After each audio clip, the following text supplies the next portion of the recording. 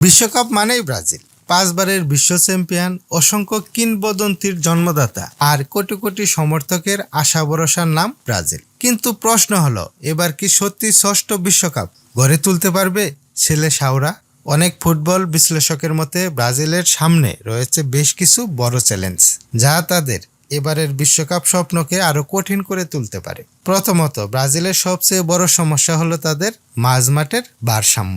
আক্রমণে Vinicius junior, Raphinha কিংবা রদ্রিগোর মতো তারকা থাকলেও মিডফিল্ডে ধারাবাহিকতা এবং নিয়ন্ত্রণের অভাব মাঝে মাঝেই স্পষ্ট হয়ে ওঠে, যা এই বিশ্বকাপ জেতার জন্য ব্রাজিলের এই দুর্বলতা মারাত্মক ক্ষতির কারণ হতে পারে। দ্বিতীয়ত, রক্ষণভাগের সমস্যাও উদ্বেগের বিষয়। প্রতিপক্ষের দ্রুত পাল্টা আক্রমণের সময় ব্রাজিলের ডিফেন্স অনেক সময় অগোছালো হয়ে পড়ে। মরক্কোর বিপক্ষে বিশ্বকাপের প্রথম ম্যাচেই এই দুর্বলতা চোখে পড়েছে। 5 বারের বিশ্ব চ্যাম্পিয়নদের বিপক্ষে মরক্কো একাধিকবার বিপজ্জনক আক্রমণ গড়ে তুলেছিল। তৃতীয় কারণ হলো নতুন কোচ কার্লো আনচেলত্তির হাতে সময় খুব কম। ক্লাব ফুটবলে তিনি কিংবদন্তি হলেও জাতীয় দলে সফল হতে হলে খেলোয়াড়ের সঙ্গে দীর্ঘ সময় কাজ করার সুযোগ দরকার হয়, কিন্তু আন্তর্জাতিক ফুটবলে সেই সুযোগ খুব সীমিত। ব্রাজিল এই বিশ্বকাপ না জেতার আরেকটি কারণ হলো নেইমারের ফিটনেস নিয়ে এখনো বড় প্রশ্ন।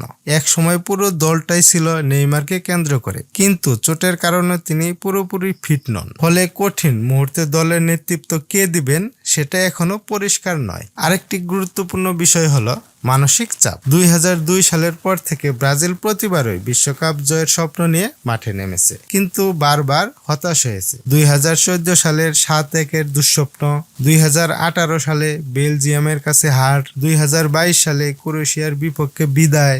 এসব ব্যর্থতা এখনো সমর্থকদের মনে তাজা। এছাড়াও বর্তমান ফুটবল বিশ্বে প্রতিযোগিতা আগের চেয়ে অনেক কঠিন।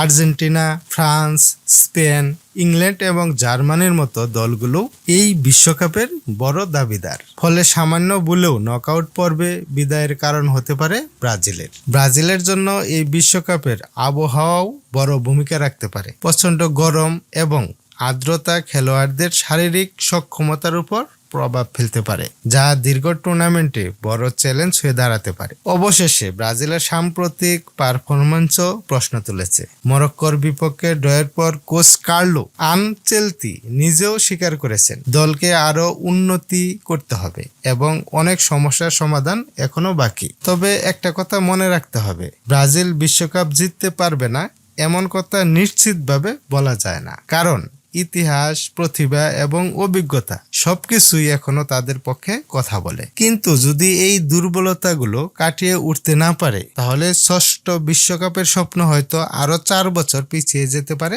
ব্রাজিলের।